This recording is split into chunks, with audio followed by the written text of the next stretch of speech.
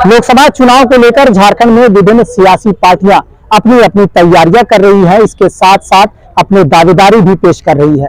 वहीं आदिवासियों का कह सकते हैं कि झारखंड आदिवासी बहुल राज्य है, बावजूद यहां आदिवासियों का कितना विकास हुआ और आज ये किस पायदान पर खुद को मानते हैं, इन तमाम मुद्दों पर बात करने के लिए हमारे साथ आदिवासी नेता प्रेम साहू मुंडा है। इनसे ही जानते हैं। प्रेम जी, सबसे पहले आपका स्वागत है QNS न्यूज में।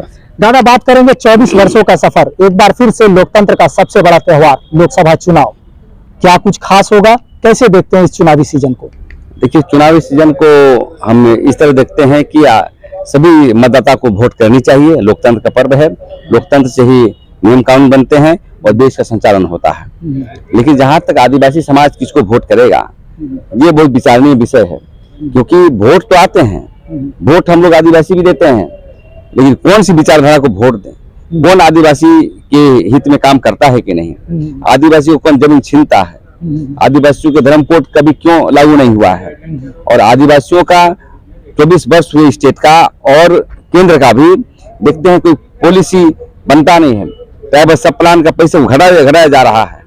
ये बहुत चिंतन कर रहे हैं और आने वाला समय में यदि हम को काम नहीं किया गया पार्टियों के द्वारा, एजेंडे में अपनी आदिवासी मुद्दे नहीं रखते हैं, तो हम उसको कभी भी वोट नहीं देने का काम करेंगे।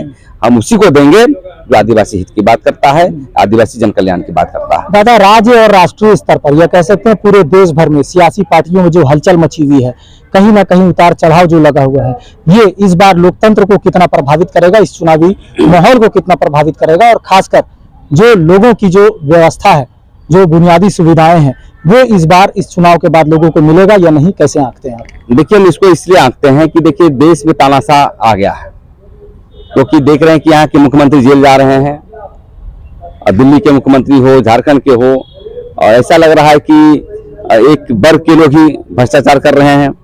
तो हम ये कहना चाहते हैं कि देश में एक तानाशाह और एक लोकतंत्र को बचाने वाले व्यक्तियों के बीच लड़ाई होगा, और ये 2024 जो लड़ाई हमारी बहुत अहम होगी। और लोकतंत्र में देखिए सब नीतिगत फैसले होते हैं, कहीं जा रहे हैं कि संविधान को बदलना है, कहीं जा रहे हैं कि संविधान 400 पार आएगा तो संविधान को हम लोग बदलेंगे।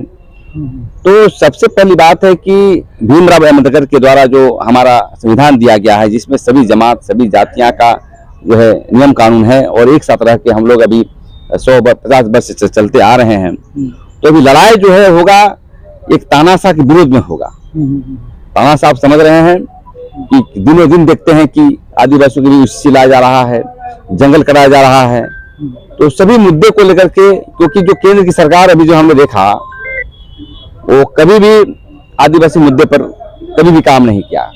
अभी आपने देखा होगा कि कोई पुरस्कार को लेकर के राष्ट्रपति खड़ी है, प्रधानमंत्री बैठे हुए हैं, अटल आडवाणी को जो है पुरस्कार देने के लिए, कहाँ जा रहा है देश, लोकतंत्र कहाँ जा रहा है?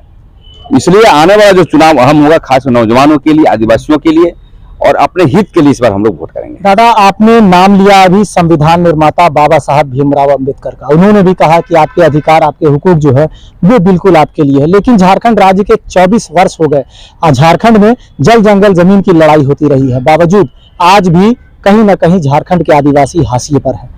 इसके लिए क्या आदिवासी संगठन के आप एक अगुवा होने के नाते लगता नहीं कि कुछ इसमें भी सुधार होने की जरूरत है?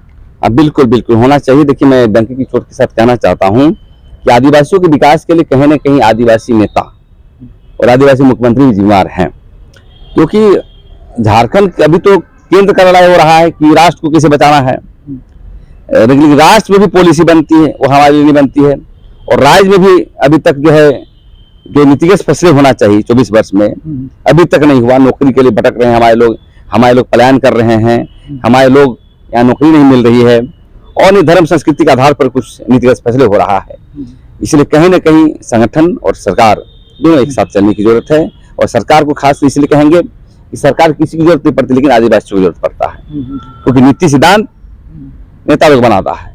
इसलिए काम ऐसा करना चाहिए जो आदिवासियों का विकास कर सके और नीतिगत फैसले के साथ आदिवासी बढ़ सके। ये थे हमारे साथ आदिवासी नेता प्रेम शाही मुंडा, जिन्होंने सीधे तौर पर कहा कि नीतियां बनाने की जरूरत है और सरकार को सोचने की जरूरत है। यहां तक कि उन्होंने शिक्षा, रोजगार, स्वास्थ्य, तमाम चीजों से जुड़े हुए सवालों पर अपने जवाब मुखरता के साथ दिया और कहीं ना कहीं कहा है लोकतंत्र का चुनाव तो हो रहा है, लेकिन अब भी झारखंड में और पूरे देश में एक बड़े बदलाव की जरूरत है।